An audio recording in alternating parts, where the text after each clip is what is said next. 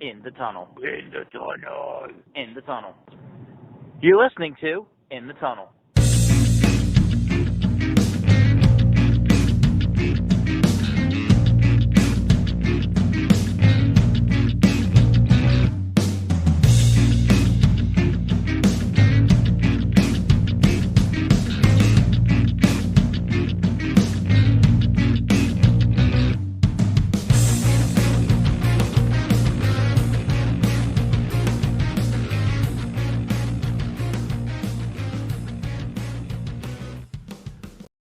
Hello and welcome to In the Tunnel, episode number 108.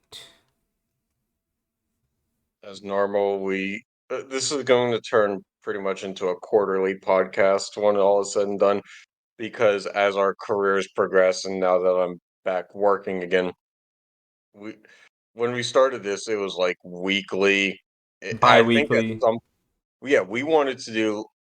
I think the goal when we first started was like twice a week, and No, then went to weekly, and then it went to bi-weekly, then it kind of I went think to we like tried bi-weekly for a long time. And then, yeah. it's one of those things where life doesn't allow you to have more free time as you get older, unfortunately. Yeah. But we do what we can because this is hobby based. Yeah, so the NBA announced an in-season tournament that does something apparently. Yeah, it's to jump into it.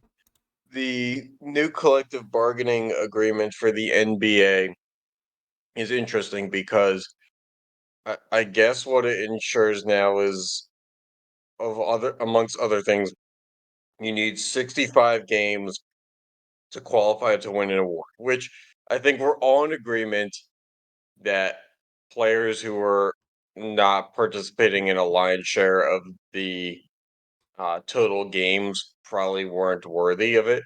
Fair. Uh, But I like do this. Yeah, go I ahead. feel like that's kind of arbitrary because like, yo, somebody gets hurt and only plays 60 games but still ends up being like their top scorer or something. Okay, and look, for like an MVP trophy, that doesn't mean that somebody's not the most valuable player to their team. Hmm. But what it does mean is at that point in time, somebody, their worth is only as valuable as being on the court. And so, in that sense, I do get that the criteria should be somebody who was on the court. Fair. I think if LeBron plays 45 games in a year and averages 45 points, 15 rebounds, and 11 assists, that's very good. But those numbers are also a little bit fudged because in theory your numbers level over time. Yeah. And while 45 games is a long time in itself to maintain such a pace, I think it's also reasonable to say that that doesn't carry on. Yeah, no, I agree that like there should be merit in longevity of playing in the season. Mhm. I'm just saying like okay, they chose 65 games. They probably had a reason for it, but like we'll know. I mean, I'm assuming we'll find out what we think of it when we I get think to if any awards later. I think of anything, if anything, all it does is take a little bit more of the controversy out of it in some instances. Because I have to assume that at some like even behind the scenes when awards were being given out, like there was some thinking of this. It just wasn't like set in stone.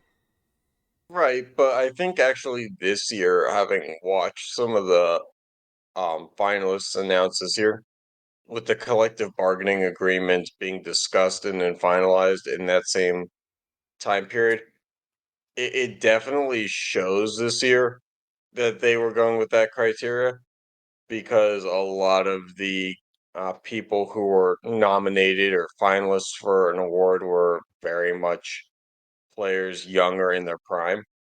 Um, Not so much back end. Uh, but like for MVP, Like I feel like Nikola Jokic wouldn't have gotten the consideration he got, even though he's a two-time back-to-back MVP. Just how the league works is like I think you should be able to be discounted if you missed 20 games. That's a quarter of the season, and with how the NBA is stacked currently, the East is either really tight or the West is really tight. And every year it kind of like flip-flops. So that means that there is a player in a year that is physically bringing their team to the level to contend.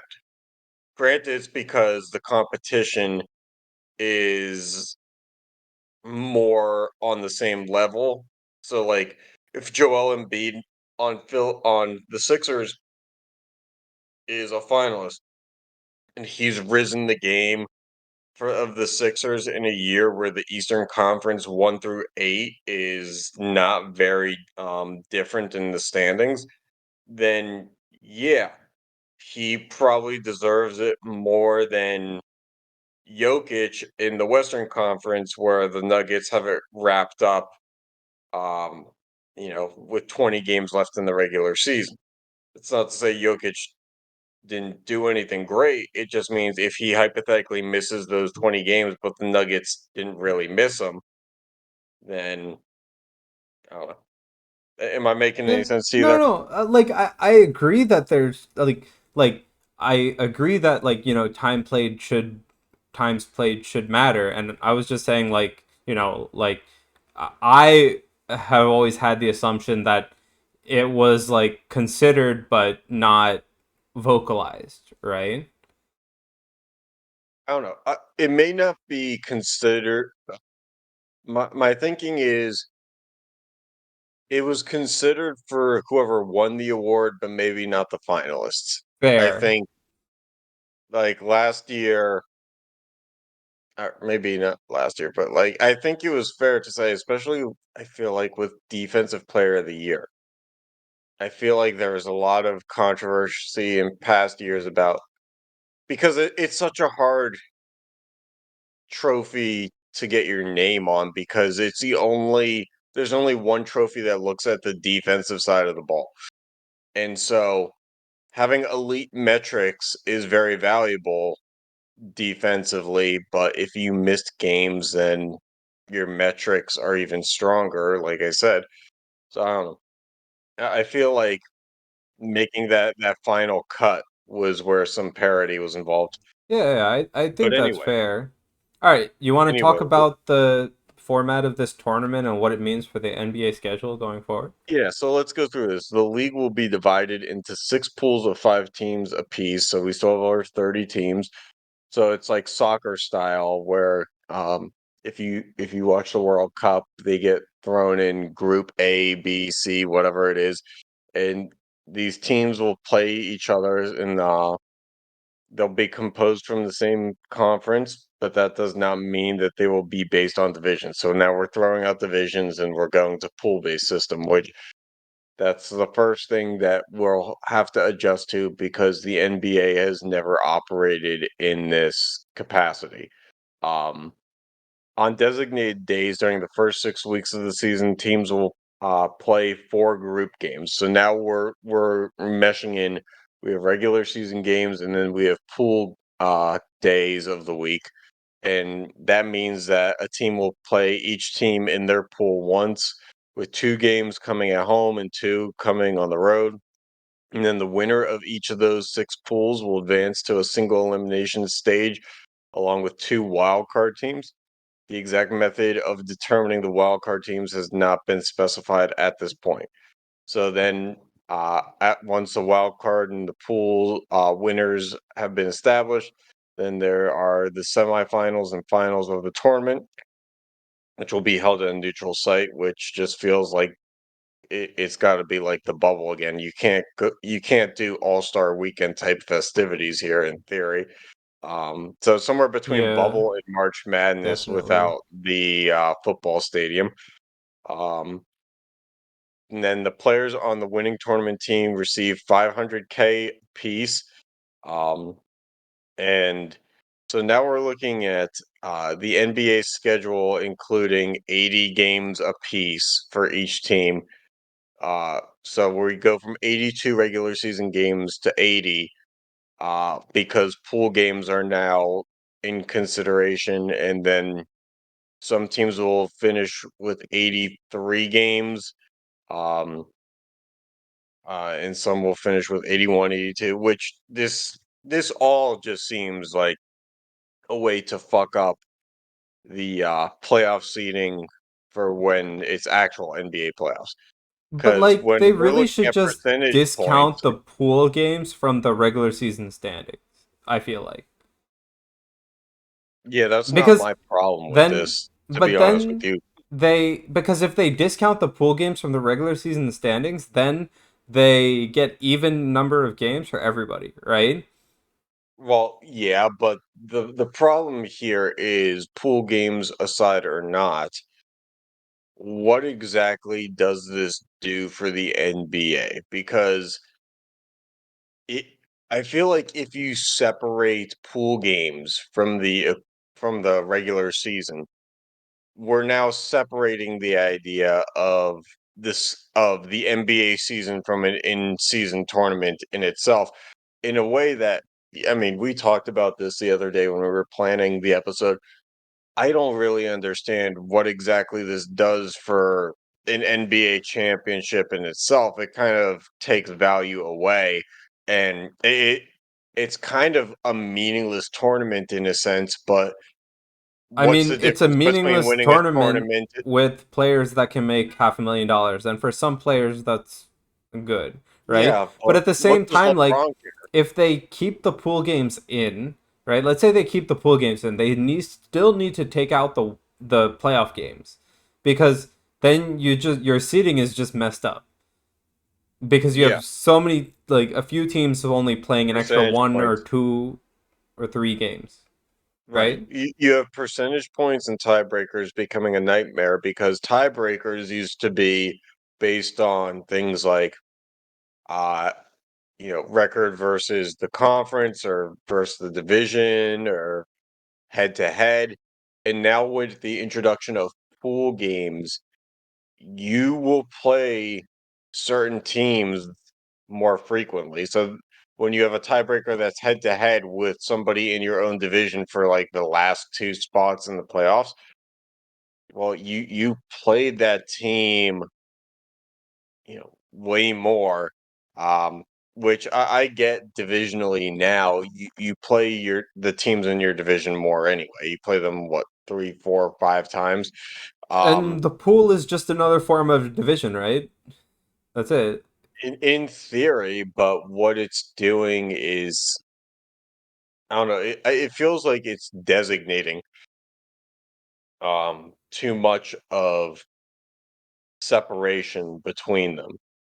I If that mean, makes like sense. this is the NBA we live in now, right? So it is what it is. It's gonna do what it's gonna This do. was the reason why I never got into soccer. I never like, I get relegation, I get promotion, but it just like, the whole system with, you can advance with a draw and stuff like that just didn't seem right. And now we're kind of like moving towards that. Like, I granted, mean, basketball is you a game where you also can't really look at draw, hockey but where we had ties as a possibility for the longest time.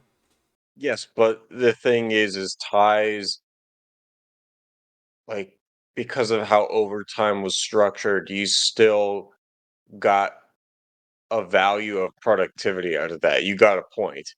Um, so It's the like, same thing with draws in soccer, right? You still get like if you win, you get three. If you draw, each team gets okay, one.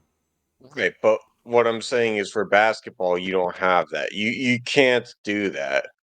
Well, Basketball is I a game mean, that can't end in a tie. there is no There's tie in just too much basketball. there. It just keeps Right. going. Yeah. So I mean, like again, like I just think they have to throw out the at least the playoff games from this dang in-season tournament from the standing. Otherwise, it makes no sense.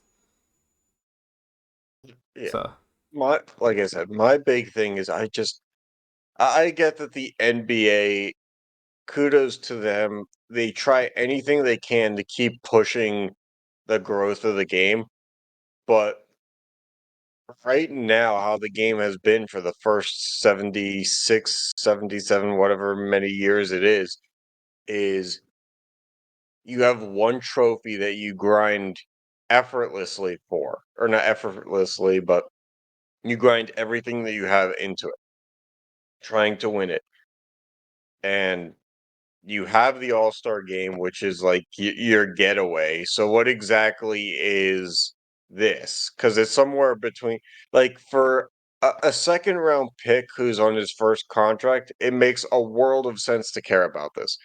But if you're making 15 million a year and we're living in an era where the salary cap and contracts are already so bloated in the NBA, I can see star players not really giving a shit. Yeah, I mean, that's exactly what I'm thinking. But like for the younger players or the more fringe players, it means a lot. So this reminds me, there's um obviously Olympic basketball. There's the Olympic teams, but then in the summers and after college basketball ends, there's like these USA 3-on-3 teams, and they're comprised mostly of college seniors who aren't going to make the NBA. And this kind of feels like that. It feels like something to I where think it is you're exactly not that. you're Not yeah, just it's feels not like. it does not appeal to your most talented players. I think the But I players sign don't off on think this that because they I don't think they potentially could get to have sit done 2 more anything games. that does appeal to their most talented players, right? Their most talented players are already making $30 million a year or whatever it is. Right. Um, This is like tax money to them. yeah, it's like literally, but from that perspective, like I don't see how you make it appeal to them. So I mean, we'll see what this does. But again, I don't know, man. However the standings are gonna Yeah. go, we'll find out. This is that, and just the switching to pool system itself, like it's just going to be a hard adjustment for a league that was kind of simple to figure out previously. It's now going to be a little bit more complex. Fans probably are not going to like that. We'll see. But are they getting rid of the conferences fully? I really don't know. You'd have to think not. I think it said that the Because pools were inside the same conference. but like my question is like, is the like divisions are gone, or is the pools only for Divisions are gone, the but pools are for conference. but like because like if the divisions weren't gone but the pools were for just this tournament, that would make more sense. But I guess I'll see how it is. It's too confusing, man. Yeah, I don't like this. It just seems like a bad move. I can't believe, like, I thought, because this has been something that the NBA has been rumored to for like 3 or 4 years now. I thought for sure this is just one of those things that, like, they can't possibly act on it. They're like, the, how could they, like, take so much power away from what they already have as, like, the top sport in the world? And I'm kind of surprised that they did it. I'm kind of surprised that they signed off on it. Just seems I really guess you got stupid. to keep it fresh. All right, away from the top sport on the world we go. Yeah. To the All other right. one, the one that's more enjoyable, but somehow not. Yeah. All right. So let's look at the draft lottery odds, right? So you Hmm. got Anaheim at the forefront with a 25.5% chance to get the first overall pick. Hmm. Um, but they have the best chance of getting the third overall pick. But yeah, Columbus is right behind them, then Chicago and San Jose. Out of this, like, Montreal, Arizona, but Philadelphia, like, I are I just a mean, little like, bit in the pack, but not really. I stopped at San Jose because they're the first team under 10%. But On my like, defense, I can't really read the graphics. um, the like out of these, as a fan of the Eastern Conference team, like, please Anaheim or San Jose. take it. Yeah, so and the reason why we care about this is because of what it means for what is rumored to be the next generational talent, um, in Connor Connor Bedard. Bedard. Yep. And so we were discussing this at length, and we see the teams being Anaheim, Columbus, Chicago, and we're trying to figure out where exactly Bedard is likeliest to land. Because I think for me, not to be controversial in it, but I think that the NHL, being that it's not at the forefront of sports and entertainment compared to the NBA and the NFL, is always going to be in a position to try to uh, justify viewership and drive it up as high as it can. So, in our pre-draft or pre-recording planning, we were debating Arizona.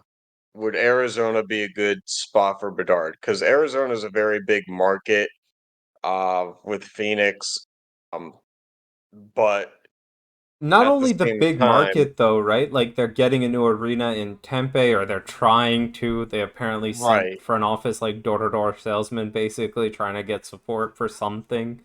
I don't right. But know. we kept going back and forth because with the Coyotes in Arizona, it's that back and forth of, well, the state really, like, everybody down there has kind of shown over the past 20 years that they don't really care. Um, they care about the college hockey, and the Coyotes, are in a good position to sell out a 5,000 seat arena. And yes, they're getting a new arena, but you know, let's also take a look at the fact that we're talking about 10 p.m. Eastern time games. Um, we're talking about a market that really is untapped for hockey, and if they didn't care that much in the past, what's going to make them care now? And I was making the argument in our pre-recording planning that, you know, it probably does the NHL better for Bedard to land in a Chicago or a Montreal, than it does a Columbus or Arizona or San Jose. But like as a fan, I don't really want Chicago to build back this quickly, you know? Like they literally just said bye to the old guard. Like Hmm. getting Bedard would literally just jumpstart their rebuild with an like generational talent, or what is projected to be a generational talent. Right. But at So the same time, what we discussed earlier was yeah, that's you know, kind of I how it's worked out with prior generational yeah, talent. and I agree, but like as again, personally, I wouldn't like to see it. That's all I'm saying. Like if I look at this list and I say, okay, I'm okay with Anaheim, San Jose, Arizona getting Mhm. Bedard. Yeah, I could see that. I could see why it would be very entertaining. I think we both agree that if Bedard lands in Anaheim, it makes absolutely no sense for, like, it would be phenomenal to watch Bedard do his thing on one line and Zegras on another. But that in terms of actual organized hockey, it probably is just as effective as the Ducks are right now. Yeah, but also at the same time, like we also mentioned that like, Crosby has Malkin, McDavid has Drysaitel, like these two things Yes, like come up together, right? So like you need two talents. right. But the thing is, with the two examples you just had, you have McDavid and Crosby, who are generational passers and playmakers, and you have Draisaitl and Malkin, who are generational scorers, and those styles complement each other. And then you have Zegras and Bedard, and Zegras is a generational scorer, and what is Bedard? I mean, I agree, but I I mean, mean, this is like in basketball terms when they say there's only one ball. Like when you have James Harden and you have Kevin Durant and Kyrie Irving, and they say, well, there's only one ball. How are they all going to get their touches? Okay, well, hockey works a little bit different because of how lines work, but there's still only one puck. So when the Ducks are down one or down two, and they have to change lines and they have to put both these guys out on the same line, you know, there's not a lot of guys who are going to get somebody open for somebody else to score here because these are guys who create their own shot and just kind of display others. yeah, no, I agree. But like at the same time, it also shows that like there's always it's never just one player that does something in hockey, right? Like I always make the comparison, right? Like in basketball, you only have five players out at any time, right? Mhm. And that means that one player has a lot more impact than a single player in hockey, right? Because you have 18 players on that bench, and max your one player is getting like 25 minutes Mhm. of your 60-minute game. So like in Anaheim's case, if they do have like two generational players, like splitting their lines, if splitting their lines works, like one gets first line, one gets second line, they both get the same amount of minutes anyway. Like it would make sense, obviously. And that's why I give the I don't give the example of, you know, first period kind of stuff. I give the when you need a goal, how do you get it kind of scenario But I instead mean, because like the thing is, right? You always it's yes, there is a line you prefer because you have your better face-off guy on that line or somebody's hot or whatever, right? But a team is still a team, right? Like it could work. I'm not saying you're wrong. I'm just saying like it could work that way. Um so let's talk plug and play. Bedard obviously is plug and play wherever he goes, but which system does he benefit most in? uh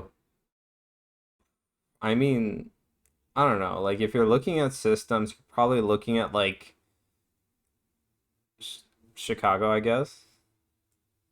Okay. I mean, Chicago kind of lacks an identity too, But so like like he can literally do anything, right? Like, at least that's what he's being advertised as, right? Like Mhm. they lack an identity, but they want somebody to build around, right? So Bedard is immediately that person to build around. They can make an identity, right? That's what I'm thinking. At least when you ask me that.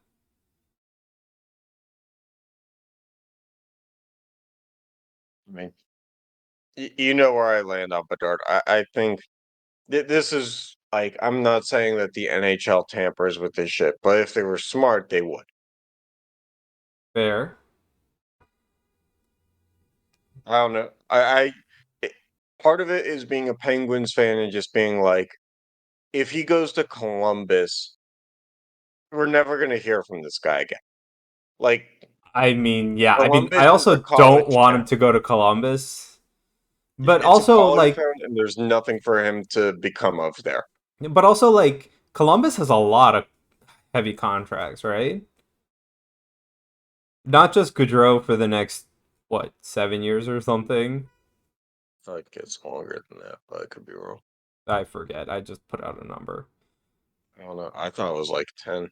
I I could thought be that wrong. was the average annual value or something.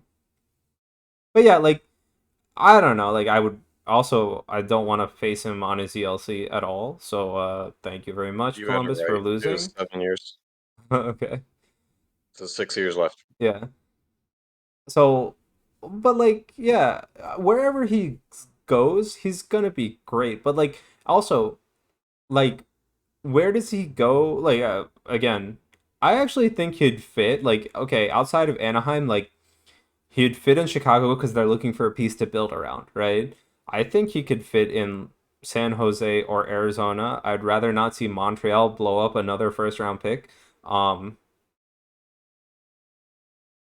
and again, like, please stay out of Philly and Washington. And I don't really think Detroit and lower has any shot.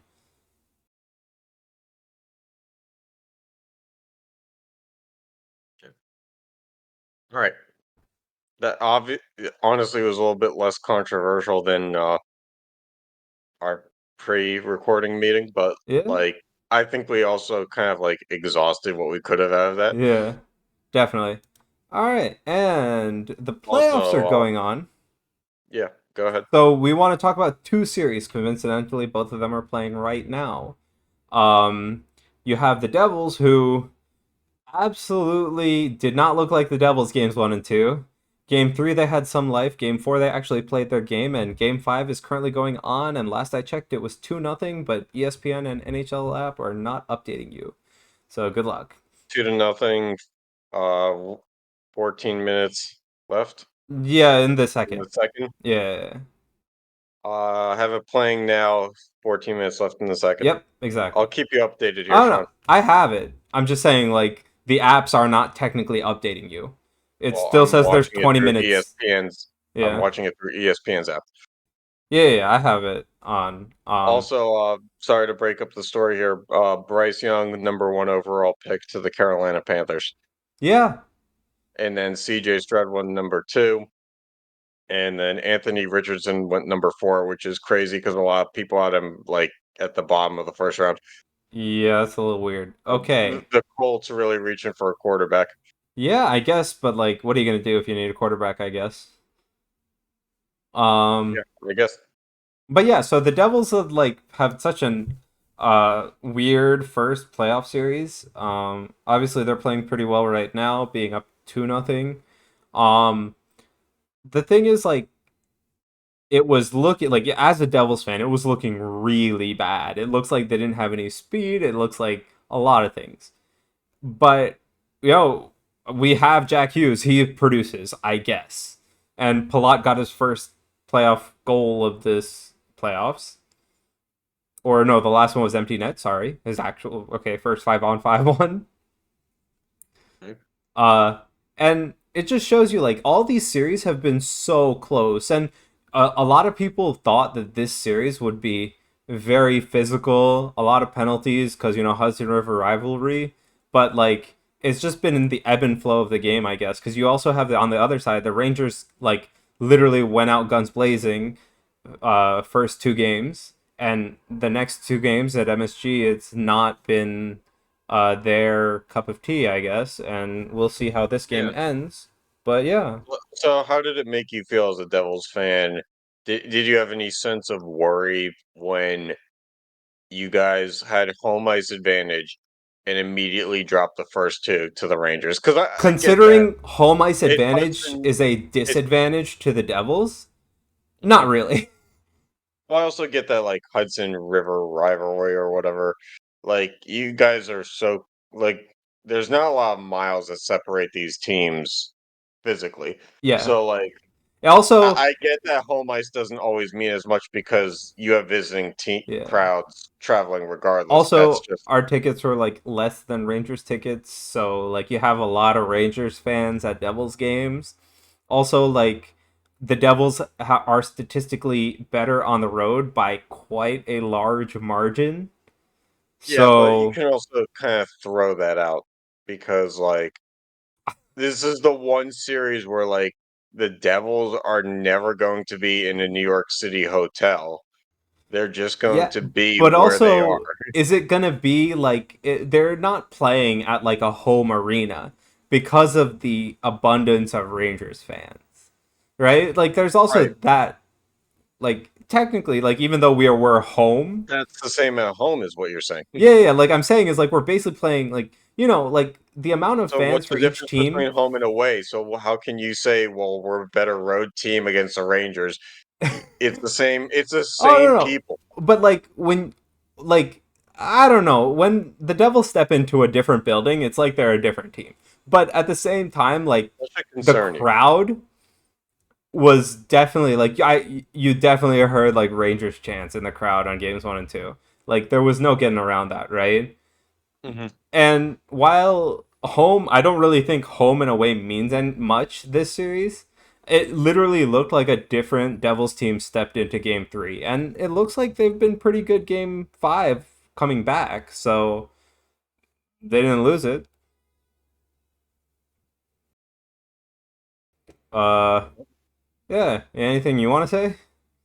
Nope, my team isn't in it for the first time in 17 years, and honestly, I'm okay Isn't with it. this the first time the Capitals and the Penguins have not made it in more than that? Oh no, I don't concern myself with the Capitals. Good. Okay. At this look, a lot of people think it's a rivalry, but even though we lost to the Capitals last time we were in the playoffs, you can look at history and know that it's only a rivalry in the regular season. We own them in the playoffs. No, no, but like it's just a weird playoffs because like for the past like more than 2 decades, I think there has at least been the Capitals or the Penguins in the playoffs. Like, Well, you know where I stand with the Penguins. I yeah, thought that they shouldn't have brought back Letang like last year. I was open to them bringing back Malkin on like a 2 or 3 year deal. I didn't think that 6 years for two 35-year-old players was necessarily smart, but they did it. And then they further went into cap hell, and now they're going through a regime change yeah. because yeah, Ron Hextall is really just a stupid motherfucker. But I don't know. I All think that right, the yeah. Penguins are doomed for years I to mean, come. it would have been They have cool. no money. It would have been cool if the Penguins made it because we would No, it have had wouldn't. an in-person No. episode.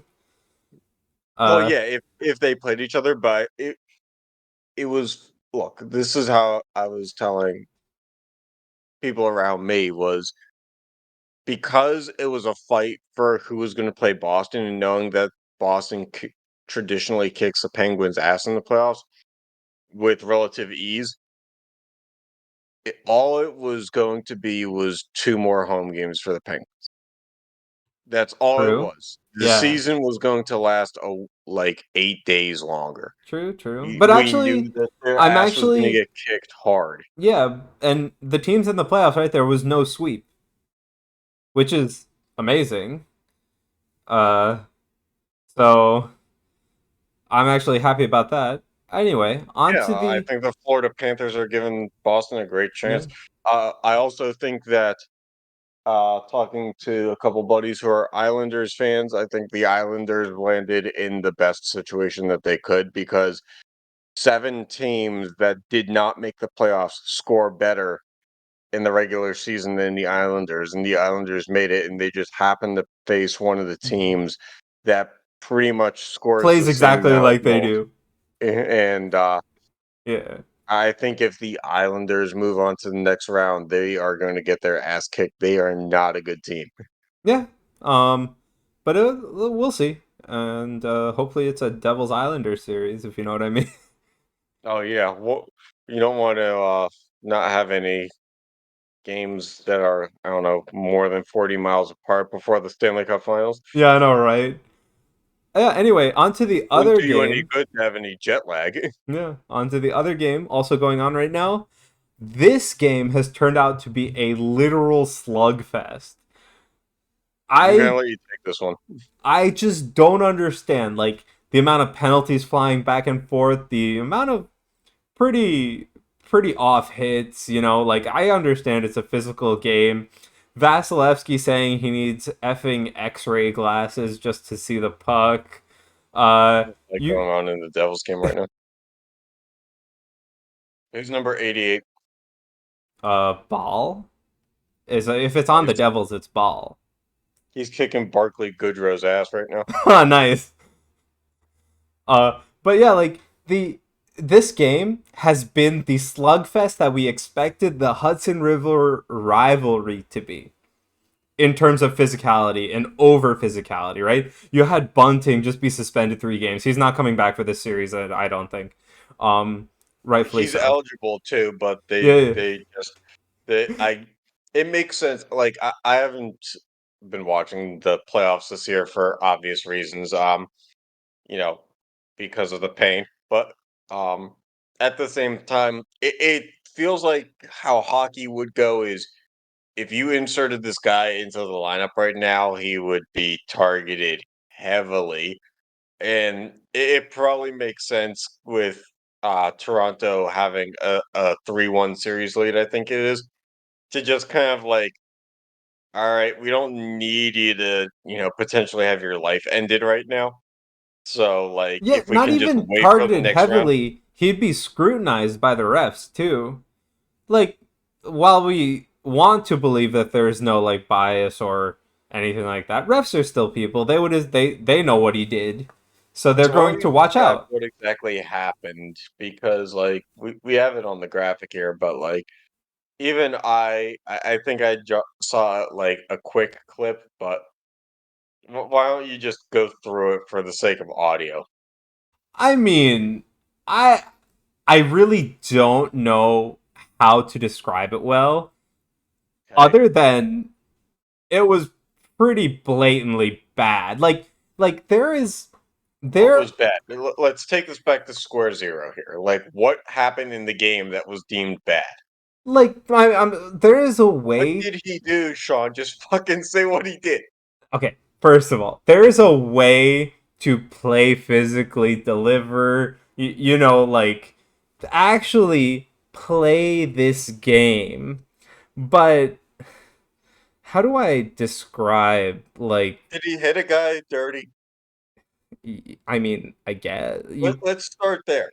Can for yes. simple context, because we're talking about what happened, but we haven't really said what happened. So Yeah, what happened? dirty hit basically. Okay. Okay, it wasn't even a Is that the hit. hit that It was was a alluded to target in to this picture? basically the head, right? Right. With an extremity of With his intent. body. Yeah, with intent. Yeah, with pretty bad intent. Hmm.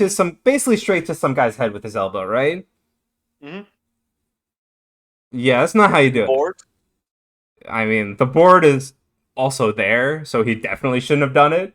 But Well, we also have a picture of him in plain sight, not in the board. So yeah, um fair. so yeah, that one. Okay, so now that we know we have the context of what happened to Okay. a degree, um, how much of this do we chalk up to the fact that we're looking at a Tampa Bay team that is clinging to relevance right now because a lot of their supplemental pieces to their back-to-back run are gone, Yeah, and their core is now on the but other also side of 30.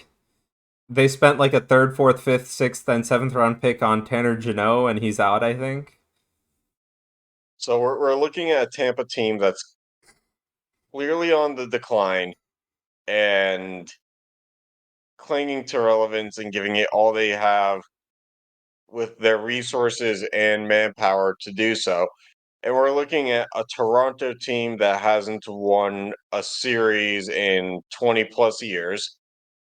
And the frustration of everything that goes with that, and the passion and energy and emotion that you play with being a little bit extra.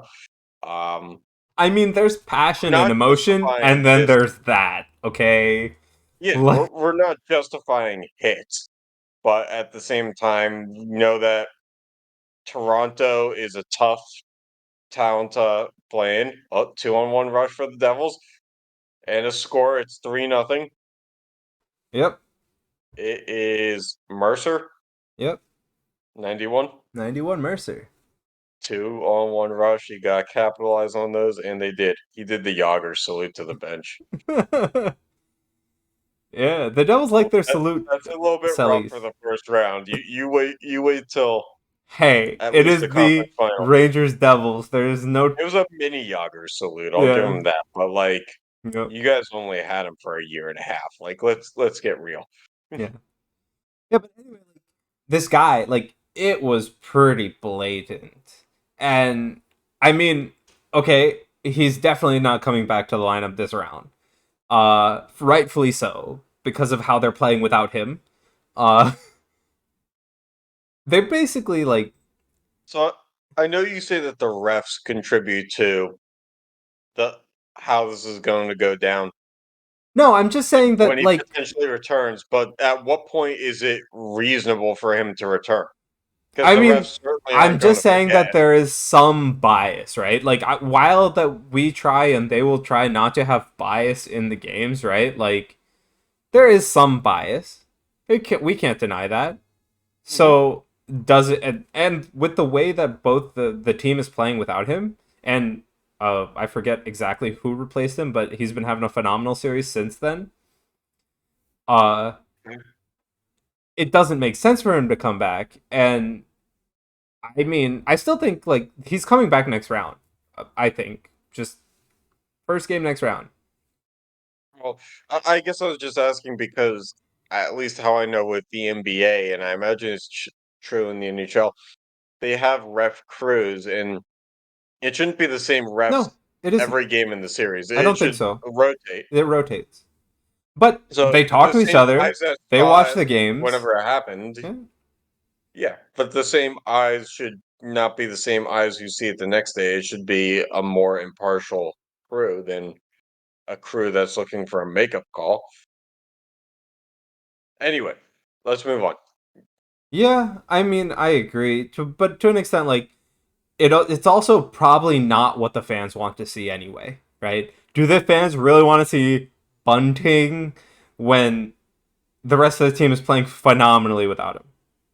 No, not phenomenally, but better. Why not? Yeah. Okay. I imagine seeing Bunting on the ice in itself is just like a separate thought process altogether compared to the game.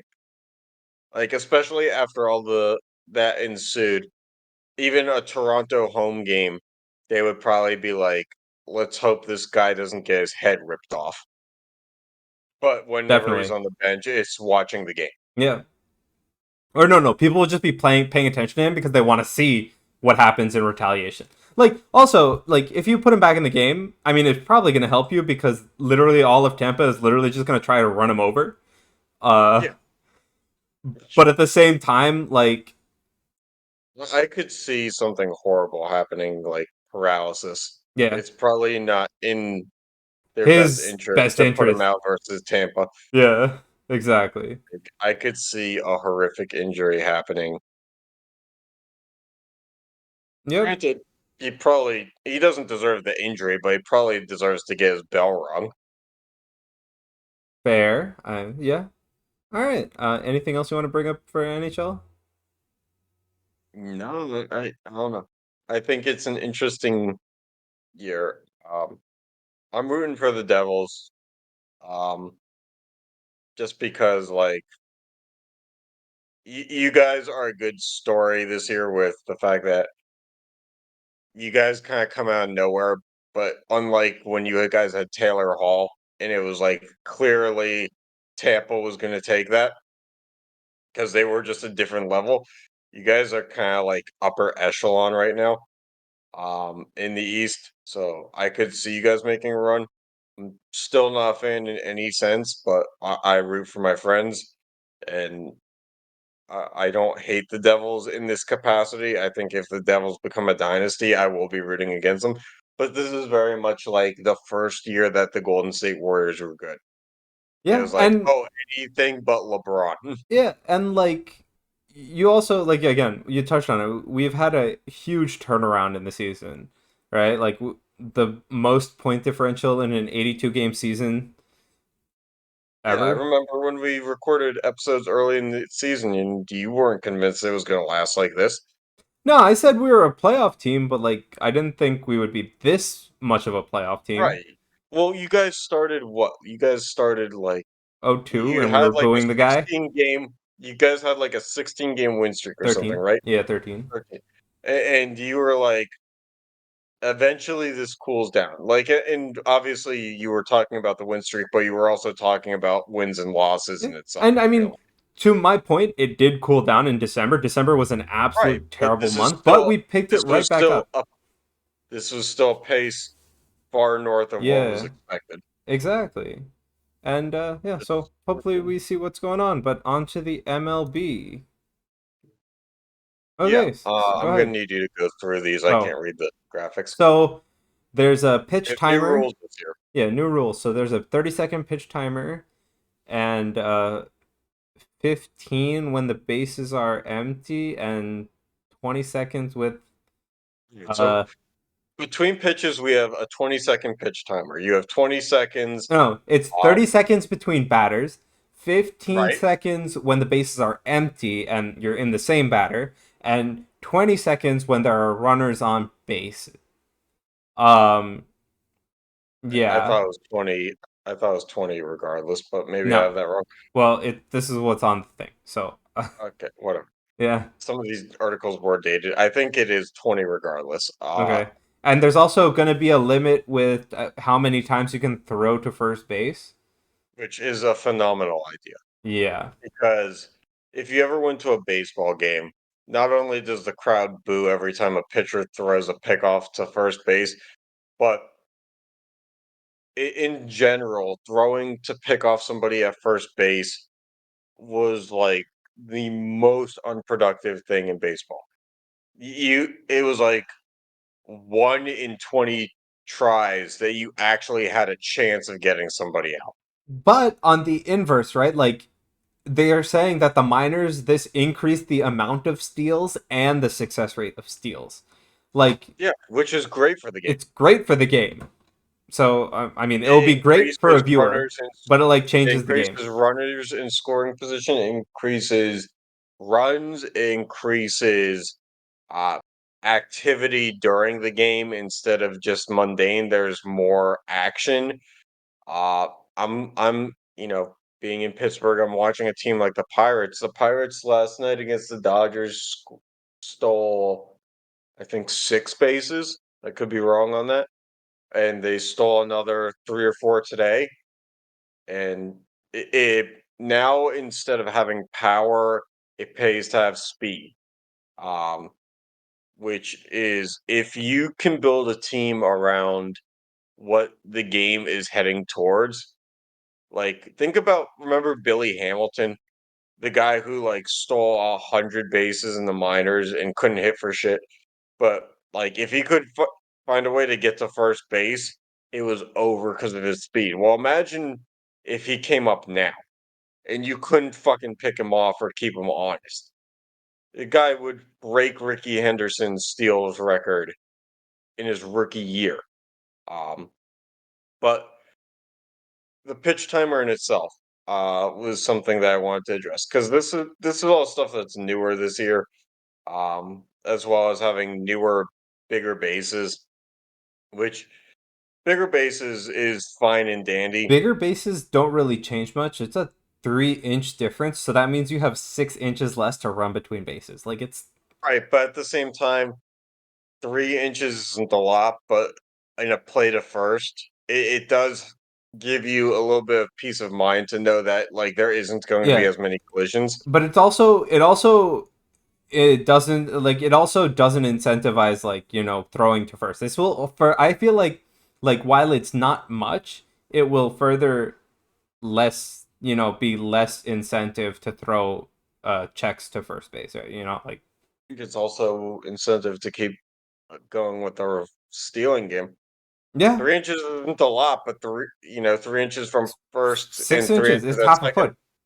yeah, that like that'll make a lot of throws Hmm. to second and tag out. That'll make them a lot closer. So there's that. But the pitch timer itself was the big, because MLB games on average for the past were well over 3 hours, and that didn't entail a lot of action. So now, with the implementation of both the pitch timer and now we have catchers who have armbands that have, you know, an electric or electronic system that communicates to a Bluetooth set that sits in the pitcher's hat. We don't have to do the whole signs Choose a pitch, choose a to pitch. Go through all the right signs 30 shake it times. off. Yeah, we have, kind of you press a button, here we go. And I think the reception has been that a lot of old heads are not going to like the changes in baseball, but I've not heard or seen anybody react poorly to this. I thought that at first 20 seconds between pitches was going to fuck up a bunch of people's you know, tendencies because of growing up, going through minors, college, whatever it may be. You have set routines and those routines are diminished, but it's working out incredibly. I think good teams that have good pitching aren't really seeing the quality of pitching go down. Um, like even the Pirates, they're not giving up a ton of runs right now because they have, knock on wood, to this point in the season, a decent pitching staff. But that doesn't mean anything in terms Anyway, like we thought that the scoring was going to change here because I mean, and it has to a it is. degree, but It's going to. I mean, I think when you incentivize stealing, you'll have more dynamic plays. At least if it we doesn't. also have the limits to the shift. Also, yeah, limits to the shift, and the pitchers are only allowed what's called two disengagements per batter unless a runner advances. And the disengagement Meaning is defined as a pickoff attempt, a fake pickoff attempt, or stepping off the rubber for any reason. basically, yeah, anytime they move away from throwing the pitch. Correct. So this is all to speed up the game. It's also going to lessen the amount of times players check by a lot. Yep. So we'll see how it does. I mean, Also, I I'm. It's going to be weird for me to see this defensive shift limit in action because I'm just so used to the copious shifting that is in current day MLB. well, I think what it does is it invigorates the game because I look at a Oh team like no, the I think it's Pirates. fine, and I actually Oh think yeah, it's going to increase scoring or at least chances of scoring and stuff. But I'm just saying, like, as a viewer who's seen the shifts that we do for 2 decades now, right? Like, it's just gonna look weird for the first few times. oh yeah, but it kind of had to be done. It Yeah. took away. There's no, and I, I'm not gonna be like there should be fairness to the game. Like there never will be fairness to the game. Like just in terms of salaries and payrolls and stuff like that, this game will never be fair. But in the sense of if you were a left-handed hitter, like a lot of left-handed hitters pulled the ball to the right-hand side. Nothing against their Yep, tendencies. definitely. Left-handed hitters wanted to hit to the whole field just as much as right-hand hitters, but right-hand hitters did it for whatever reason better. Um, and now to see left-handed hitters in a situation where they can actually hit a ball up the middle Play the and it game. not be a double play Yeah. is so like I look at a small market team like the Pirates who don't have a lot of money to burn or they have money, they just don't use it. But this year they offseason they signed Carlos Santana, who's historically a lefty, who with the shift is near 200 hit. Veteran player, good leader, but because of the shift, it was easy to get him to not be very productive. But now, and granted, it's early 1 month into the season, we're looking at him batting 250. And that's a hell of a difference. And for guys who have pull tendencies, Especially over a 160 game season. their value went from this guy's not worth a lot to he's worth just as much as a guy who can hit it anywhere. Yeah, especially for like 100. You have to remember, baseball season is long. There's a lot of games. So 200 to 250 over 160 some game season is a lot. Mhm. All And right. there have been some Uh, instances where Yeah. they're trying to cheat the shift. I saw instances where you do like in extra innings, you're trying to not have the ball leave the infield because of that automatic runner to second. So extra innings, the game is over if it leaves the infield. So teams will bring in the center fielder and have them play five infielders essentially, two outfielders.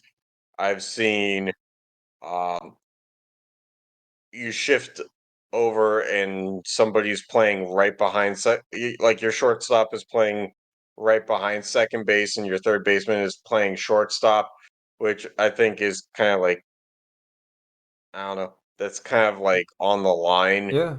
All in right. I terms just of want to go through the rest of the rules before we continue talking about this, no, right? no, that's all I had to say. Uh, but like, yeah. So there's now a uh designated pinch runner whom they can utilize for the entire Whoa, whoa, whoa, game. whoa, whoa.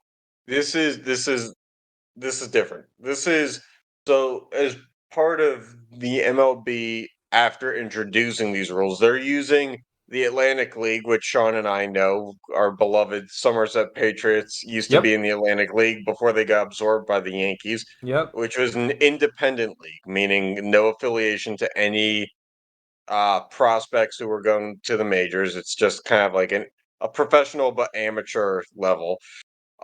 So the MLB has invested in using this league as a test league. So these Yep. are rules that Yeah. the MLB is looking into potentially implementing down the road. Yeah, so they're testing designated pinch runners, so you can basically designate one player in your roster to be a pinch runner the entire time. Uh you also have they're testing only one uh disengagement per batter, and then Mhm. they're also testing losing your DH if your starting pitcher Right. doesn't make This it is the 5 big one. innings, which This is the big one. I am all for actually. But at the same I time, am actually, not. it's like it kind of feels bad. Your starter makes it 4 2/3. There's thrown 100 and something pitches. It feels so bad. Right. And I'm not for this just because we went you're a fan of an American League team. You're a Yankees fan, Yep. and the DH has been part of your fandom forever.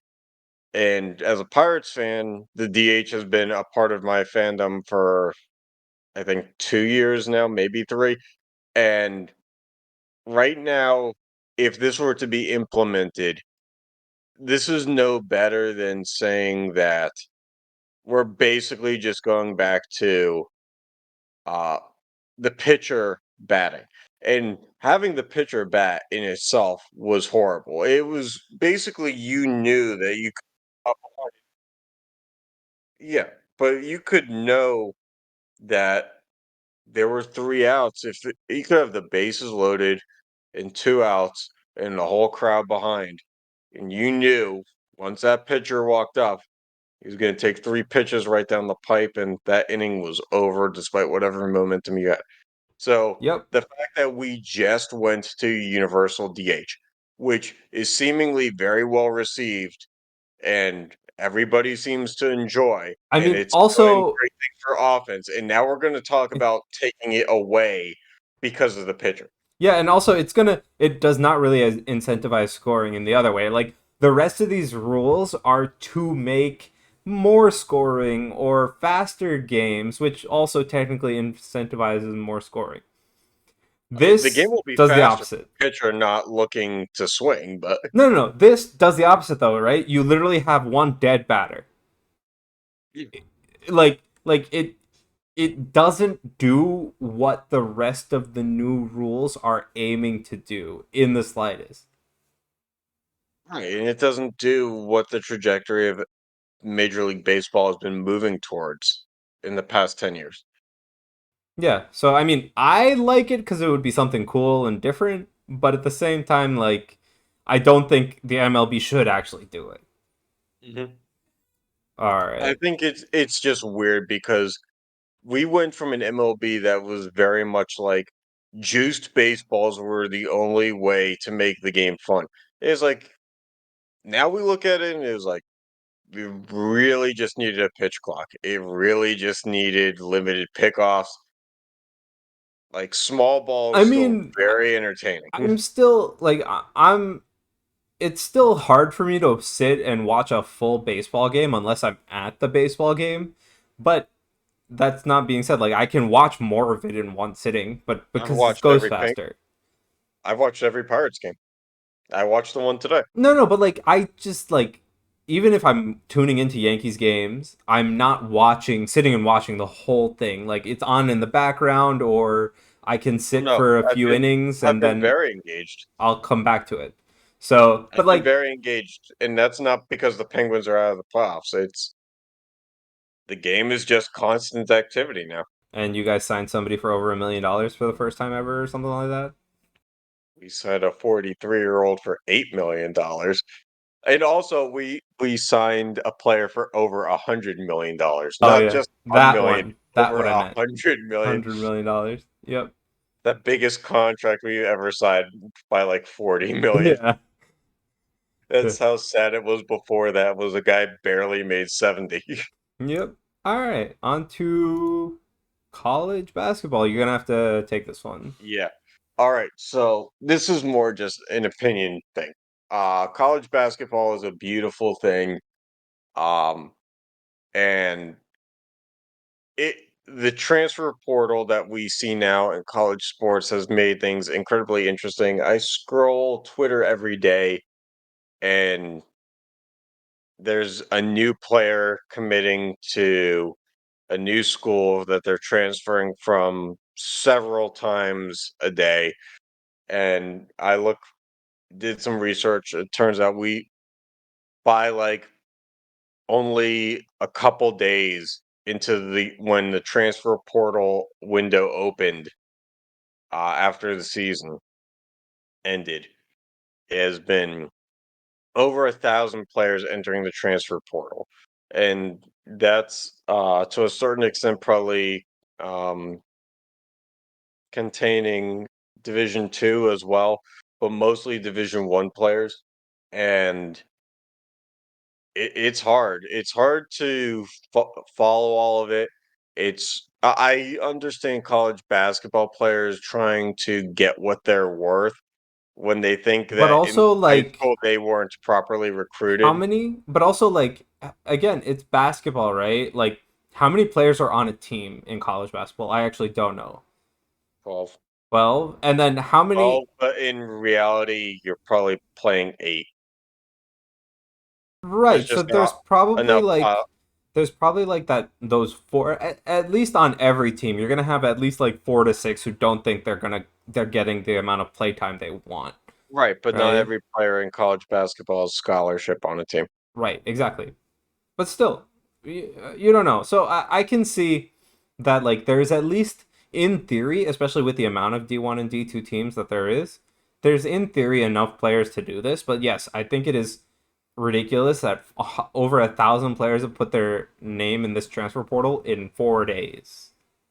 Yeah, and look, to a certain extent, like I said, I understand if a high school player came out and his best offer was to the worst team in the Southern Conference, which is a mid-major, and you know, now there's tape on you at the college level, and if you want to make a name for yourself, I get that. But like what you're doing, you have to understand is Power 5 teams are going to be fine regardless. They're going to be Yeah, fine, and in definitely. most scenarios, you're not going to make a huge jump from mid-major to like a Duke and play meaningful minutes. So college basketball will remain the same in that if you're a two-star recruit who is averaging 20 points a game at a mid-major, and you get lucky enough to transfer to Duke, you're probably going to become a bench player at Duke.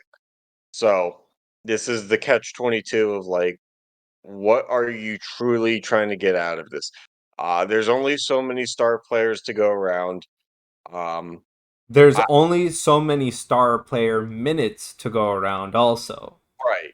And I will not take anything away from the fact that the NCAA is still flawed in the sense that you are allowed to be a 4-year player at an undergraduate school. But the second you say, I want to be a grad student, you have 1 year of eligibility, but you have to do it at a different school, which makes no sense to me. So guys who play at a school for 4 years end up taking their 5th year senior year at another school for the reasoning of it's the only way that they get to keep their basketball dreams alive, which further complicates the transfer portal. And not everybody was doing that, but when the transfer portal kind of first became a thing, it was mostly those guys. And because of the placement of the COVID year, where anybody who played during the pandemic who lost a season because of that had an extra year of eligibility, um, that further complicated things. So um, I don't know. It seems weird. We're now looking at a college basketball where there's no real loyalty to a school, and at the end of the day, I'm all for players and athletes and student athletes, especially, to get paid because we're consuming them as content, just as we are professional sports. But at the end of the day, it's a university, and you're going I to mean, also, it's and mostly like. that the NCAA is so flawed that this is happening. Like, eh, Right. This is basically like, oh, I'm hungry. I'm going to go to McDonald's, and then next day I'm hungry. I'm going to go to Burger King. It's like, but this is the magnitude of the scenario is incredibly different. We're talking about you're investing in your education and the future of your life, and there really should be more to it than just, you know, I going don't somewhere like for this basketball. coach. I don't like this coach because I'm the sixth man on the team and not And starting. and So I'm going also, to go I'm getting somewhere else. maybe like 2 minutes per I'm a, game less than I should yeah, be. I'm a freshman and I'm only playing 15 minutes a game. I don't know what to tell you, dude. Not every freshman has the ability to play everywhere. And you know what the funny thing is? There's a lot of mid-major guys going to Power 5 conference teams. There's not a lot going the other way around. It a lot of mid-majors are catching recruits who are grad transfers because those are the only people buying into the quality of a university. And they know that they only have to make an impression for 1 year. Guys who Yeah. are it's hard. If you're like I know you went to Rowan, but NJIT I think is Division 1. If NJIT, like, what allows them to keep any recruit that they ever get? They're screwed. Yep, that's it. I think it's funny how when we get to March Madness, these mid majors are winning games because I can actually see a world where the talent is the differential is going to be so bad that upsets are going to be gone. I mean, There's only so much you can do with lesser talent. there's also like only so much you can do with however these rankings are going because like I don't know what the rankings were in like last this past March Madness. All I'm saying is, like, for me, and this is just my opinion, I know that the NCAA opened up Pandora's box with NIL and the transfer portal and stuff like that. And to a degree, it was warranted. You had to do it. But at the same time, you got to put restrictions on some of the stuff. Like, these are schools, and the fact of the matter is, if you're giving scholarships to people, and that scholarship money is going to athletes, which, yeah, I know it's budgeted and dedicated to athletics already, but there's there's just as much of a deserving athletic person there who deserves a scholarship already, and it's going to be given to somebody who is just going to bail in a year. Yep. All right. Uh, Anything else you want to say before we sign off? No, there's some shit going down in the parking lot, and I just hope it's not getting captured in the recording because I don't know. But yeah, I will actually do have one thing to say. Because we are a hiatus-based podcast at this point, and we take time between episodes to make sure that life is going okay.